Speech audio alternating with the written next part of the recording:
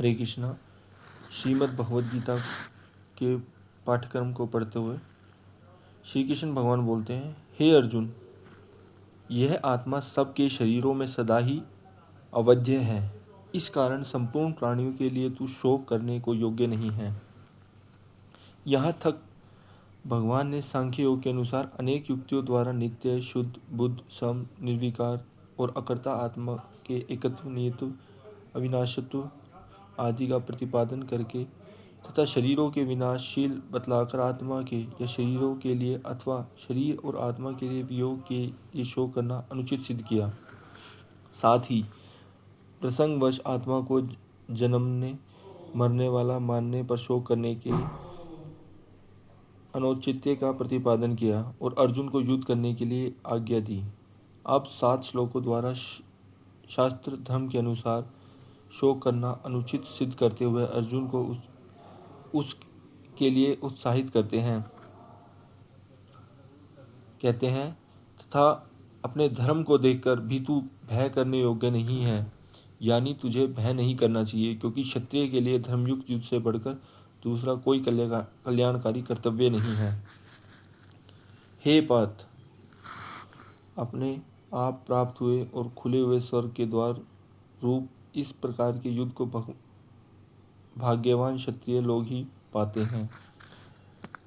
इस प्रकार धर्म में युद्ध करने में लाभ दिखलाने के बाद अब उसे ना करने में हानि दिखलाते हुए भगवान अर्जुन को युद्ध के लिए उत्साहित करते हैं।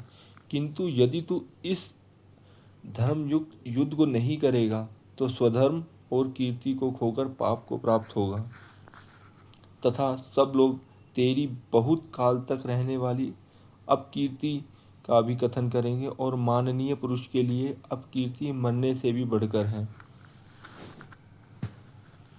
और जिनकी दृष्टि में तू पहले बहुत सम्मानित होकर अब लघुता को प्राप्त होगा, वे महारथी लोग तुझे भय के कारण युद्ध से हटा हुआ मानेंगे।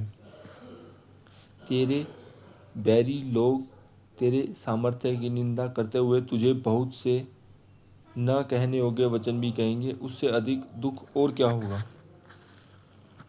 उपयुक्त बहुत से हेतुओं को दिखलाकर युद्ध न करने में अनेक प्रकार की हानियों का वर्णन करने के बाद अब भगवान युद्ध करने में दोनों तरह से लाभ दिखलाते हुए अर्जुन को युद्ध के लिए तैयार होने की आज्ञा देते हैं।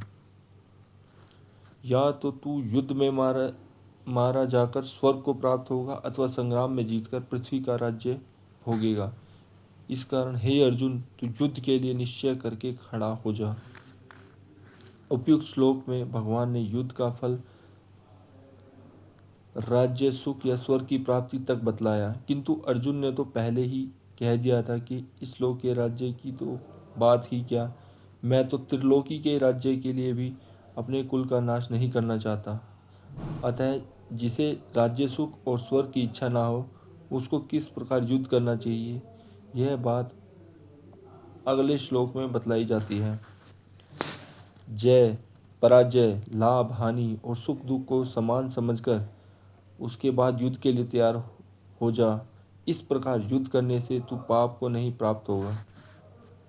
यहाँ तक भगवान ने सांख्य योग के सिद्धांत से तथा शास्त्र धर्म की दृष्टि से युद्ध का औचित्य सिद्ध करके अर्जुन को क्षमतापूर्वक युद्ध करने के लिए आज्ञा दी। अब कर्मयोग के सिद्धांत से युद्ध का औचित्य बतलाने के लिए कर्मयोग के वर्णन की प्रस्तावना करते हैं।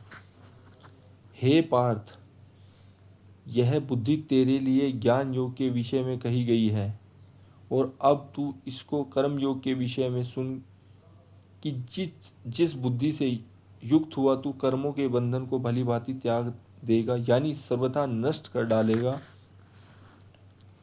इस प्रकार कर्मयोग के वर्णन की प्रस्तावना करके अब उसका रहस्यमयपूर्ण महत्व बतलाते हैं।